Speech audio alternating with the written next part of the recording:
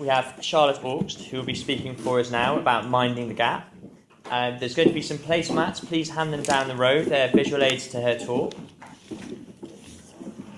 And once everyone's got one, we'll begin. Mind the gap. It seems to me this science fiction prize and these beautiful, eerie stories mess with our minds because they say ambiguous things about the gap between the present and the future. Is this gap vast, with futures yet untold, unfolding in unpredictable directions? Or is this gap porous and shrinking? Are the seeds of these unsettling futures already contained in our present? I want to think about this gap, about this distance for a bit, at the same time far removed and uncomfortably close. I lead the work of the Richmond Group of Charities, which is a coalition of large national patient charities. So like many of you here tonight, I'm paid to think about the presence and future of health and care. Like you, I am part of many conversations about how health and care need to change, about transformation and sustainability and accountability and so on. But as many of you here tonight also know, my husband David is seriously ill, terminally ill. So I bump into another gap a lot. The gap between this professional conversation I'm having and what can only be described as the weeds of health and care.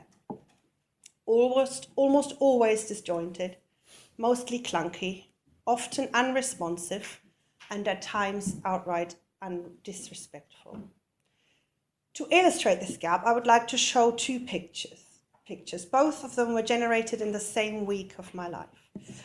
First, and I don't know whether you remember, this beautiful placemat, published by no other than NHS England, to describe their vision for the future of IT in the NHS.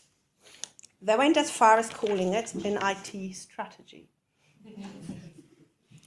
If you're like me, you can't really tell whether we're looking at a list of sort of random good things we like, integrated care plans, decision support, that kind of thing, or at a list of things we will do, we take responsibility for example, an apps library or e-prescribing. Either way, I am genuinely glad the NHS aspires to something called a single source of truth and frictionless performance management. Now, my second picture. This is a map of a different kind. It's a map of the part of South London where I live with my husband David and our two young children, Hannah and Ben. It shows the phone calls and journeys I had to make during the course of one afternoon and evening when David realized that he had run out of one of his painkillers and that our regular pharmacy was closed. So this is me calling the hospice for help. This is me talking to our GP who had prescribed a medicine. This is me talking to the pharmacy who say that the script from the GP isn't written in a way that allows them to dispense the drug. This is me calling the hospice for help again. This is the hospice calling the pharmacy. Then me.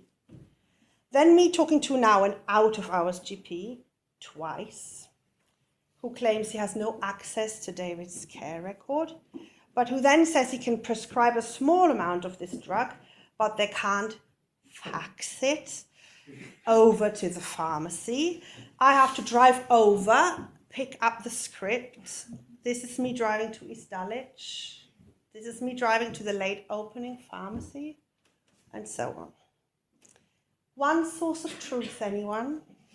Integrated care plans, frictionless performance management. There's me driving through the night to take a paper script for 8 tablets from one local NHS service to another one. David having the shakes. And the children are getting smaller and smaller and paler and more anxious about whether their mum is going to cry or scream or both. So how are we to think about this gap then between what is and what we think will be? My fear is that the default way we as health policy professionals seem to approach this gap is wishful thinking. Digital will free up capacity. Stronger communities will take more responsibility for health. Increased resilience and self-care will reduce demand. Better health, better care, lower cost. Renewable energy. Touch wood, God willing, inshallah. I would argue that a real plan for the future, for better information flows, for more coordinated care, and improved use of digital technologies would start with something like my experience that dark night a month or so ago, and with the many, many experiences like this one.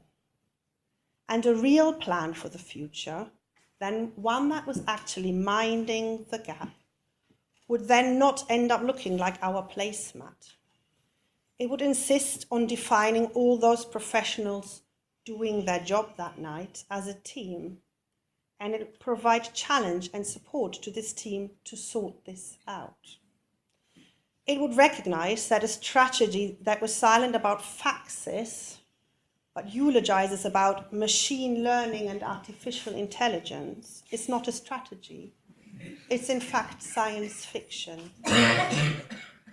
And a 5-year plan, we all know a 5-year plan, that proclaims to want to harness the energy of communities and demands a step change on prevention, but then remains silent on what practical steps will take us from here to there, will not bridge that gap. The gap between where we are now and where we need to be. The gap between the vision we proclaim and the changes we're actually willing to make.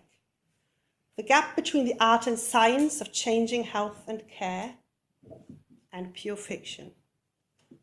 So this is my ask for tonight. Let us mind this gap. Let us care about it. Let us only agree a vision for the future, a forward view that starts from where we are right now.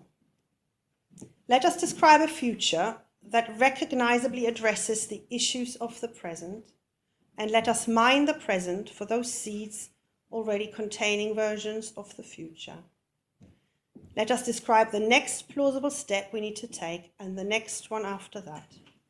And before we fantasize about machine learning and artificial intelligence, let us make full use of their human equivalents.